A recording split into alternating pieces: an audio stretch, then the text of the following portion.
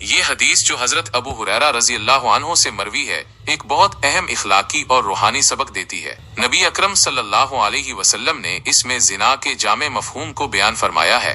یہ حدیث ہمیں سکھاتی ہے کہ زنا صرف بدکاری کا وہ فعل نہیں ہے جو شرمگاہ سے سرزد ہوتا ہے، بلکہ اس کا آغاز انسانی جسم کے مختلف اعضاء سے ہوتا ہے۔ حدیث میں مختلف اعضاء کے زنا کو واضح طور پر بیان کیا گیا ہے۔ آنکھوں کا زنا، حدیث میں فرمایا گیا کہ آنکھوں کا زنا دیکھنا ہے۔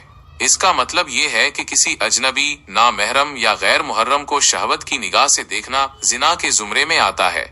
ہاتھوں کا زنا پکڑنا ہے، اس سے مراد کسی نامحرم کو شہوت کے ساتھ چھونا یا پکڑنا ہے۔ پاؤں کا زنا چل کر جانا ہے، اس سے مراد یہ ہے کہ کسی ایسی جگہ یا کسی ایسے مقصد کے لیے چل کر جانا جس کا ارادہ گناہ کا ہو، وہ بھی زنا کی ایک شکل ہے۔ منہ کا زنا بوسہ دینا ہے، اس سے مراد کسی نامحرم کو شہوت کے ساتھ بوسہ دینا ہے۔ دل کا زنا خواہش اور تمنا ہے، حدیث میں فرمایا گیا کہ دل خواہش اور تمنا کرتا ہے۔ اس کا مطلب یہ ہے کہ دل میں برے خیالات، خواہشیں اور تمنائیں بھی زنا کے عمل میں شامل ہے۔ حدیث کے آخری حصے میں فرمایا گیا ہے کہ شرمگاہ اس کی تصدیق یا تکذیب کرتی ہے۔ اس کا مطلب یہ ہے کہ جب یہ تمام ابتدائی گناہ آنکھوں، ہاتھوں، پاؤں اور دل کے زنا سرزد ہوتے ہیں تو ان کا حتمی نتیجہ شرمگاہ کے زنا کی صورت میں نکلتا ہے، جو کہ ایک کبیرہ گناہ ہے۔ اگر انسان ان گناہوں سے بچ جاتا ہے تو گویا اس نے شرمگاہ کی تکذیب کی، اور اگر وہ ان گناہوں میں پڑ کر زنا کر بیٹھتا ہے تو اس نے ان تمام سابقہ گناہوں کی تصدیق کر دی۔ یہ حدیث ہمیں یہ بھی سکھاتی ہے کہ اگرچہ ان تمام ابتدائی افعال کو زنا کہا گیا ہے، تاہم ان سب کی سزا زنا کی سزا کے برابر نہیں ہے۔